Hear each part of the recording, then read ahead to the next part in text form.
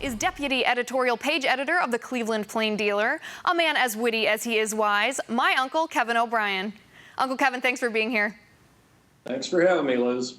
The media is calling these protesters zealots and armed anti-government revolutionaries. The media's basically already sentenced these protesters instead of investigating the story and talking about the facts. So let's you and I do that part now.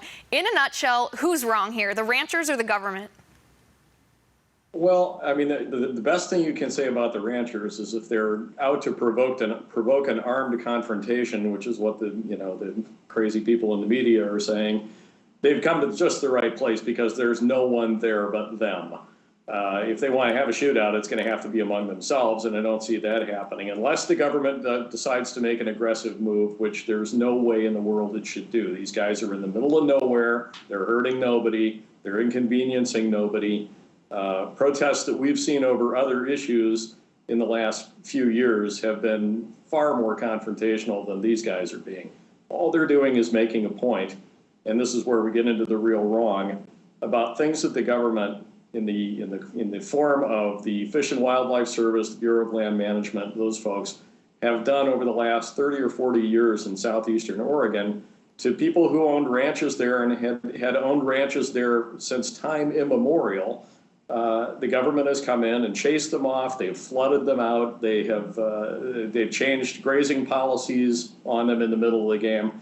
One thing after another to just make that area inhospitable to commerce and to grow this bird sanctuary, which is where they're holed up now.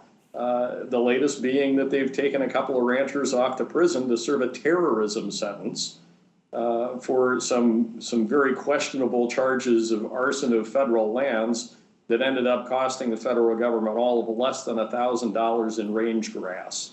So if you want to talk about using a hammer or using a TNT to kill a flea, this is the situation. That certainly seems like the case here. Now, critics are even arguing that this case, not even the ranchers who've already been taken off to prison, but this case is terrorism.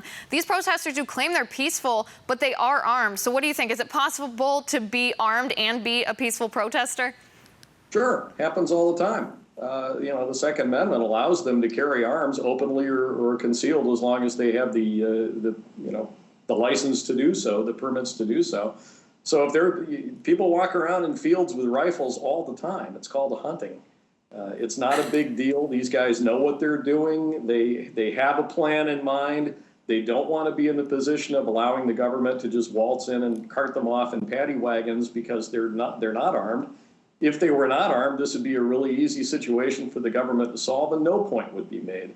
All right. As it is, they're allowing this to play out longer, and they're forcing it to play out longer by putting themselves in a situation government really can't answer.